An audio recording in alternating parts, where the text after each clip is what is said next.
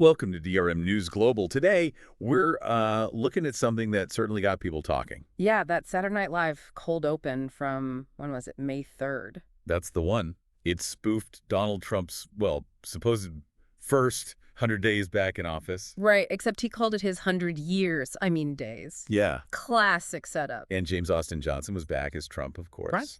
He kicked things off, portraying himself as your next pope. Which immediately made you think of those, those AI pictures that went viral. Exactly. The ones with him in the big white puffer coat looking like the pope. It was a clever callback. It really shows how satire grabs onto those like little cultural moments, doesn't it? It takes that weird AI image thing and then layers it into this political commentary. Yeah, it gives it a whole new spin. Definitely. And speaking of spin, the sheer number of executive orders in the sketch was, well, part of the joke. Oh, totally. He bragged about signing, what, 147 executive orders already? Yeah, and they listed things like banning paper straws to defunding PBS, just bang, bang, bang. It paints this picture of like frantic activity, Maybe too frantic. Well, yeah, the humor seemed to come from the volume itself, right? Like the absurdity of churning out that many orders, regardless of what they were. Exactly. It sort of satirizes that perceived tendency towards maybe impulsive executive action. It boils down a whole political dynamic into this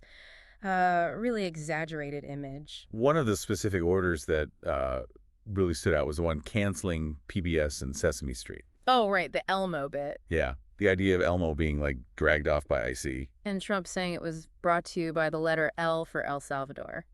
And he isn't coming back? Wow. I mean, it's dark humor, but it definitely pushes buttons. It touches on immigration, cultural icons. Right, mashing them all together in this really jarring way. That's often where the sharpest satire comes from, isn't it? That uncomfortable juxtaposition. Then there was the Belichick law. Ah, yes. Yeah. To make girlfriends hot again. Directly referencing, obviously, Bill Belichick and his much younger girlfriend, Jordan Hudson. They even mentioned the age gap. Yeah, 48 years, I think. Yeah. The sketch explicitly said the law would, make it socially acceptable for a man in his 70s to date a 24-year-old. Using an executive order for that. It's that contrast again, isn't it? A serious tool of government used for something so, well, trivial and kind of celebrity-focused. Makes you think about priorities, I guess. Or perceived priorities. Okay, what about the J.K. Rowling pardon? That one had layers. It did. The reasoning given was partly for her anti-trans rhetoric, Right. but also for creating Harry Potter, which they called, what was it? A wonderful place for overweight millennials to stake their entire identity. Well past the point of it being cute. Ouch. Yeah, pretty cutting. It ropes in trans rights debates, fandom culture, generational digs, all at once. Hits a few nerves there. Definitely aiming at multiple targets. And maybe my favorite, just for sheer weirdness, outlawing ghosts. Huh. Yes. Because apparently 3 of them visit him every Christmas Eve. Telling him to change his ways, like Scrooge. And he just wants him to stop rattling those chains. Using presidential power to stop a personal, slightly supernatural annoyance. It's just inherently funny. Completely undercuts the whole gravity of the office. In a very SNL kind of way. They also squeezed in one about making the New York Times connections game easier. Oh, yeah, that little throwaway line. I felt that one. Honestly, that game can be rough. But an executive order for it, hilarious. Shows they're keeping up with, like the little everyday things people are talking about or, playing. Makes the satire feel current. And the last big one was renaming recession. To recess. Right, with the line, America, get ready for a historically long recess.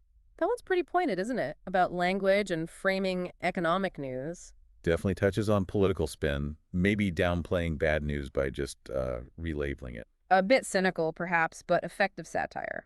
We should mention Quinn Brunson hosted that night. Right, with Benson Boone as the musical guest. And SNL's wrapping up its 50th season soon. They've got Walton Goggins and Scarlett Johansson hosting coming up. Wow, 50 seasons. And still churning out stuff like this cold open, really leaning into the political commentary. So when you look at all these bits together, the volume of orders, the Pope thing, the ghosts, the pop culture references, what's the main thrust here? What are they really getting at?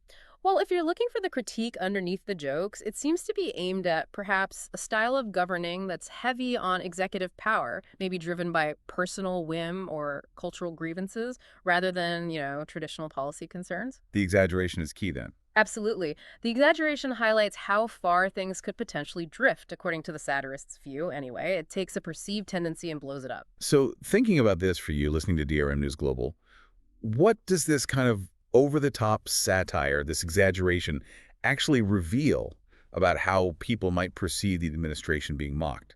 Yeah, is there a sort of truth hidden in the absurdity? Does it resonate with a certain view of how political power gets used or misused? Something to definitely think about.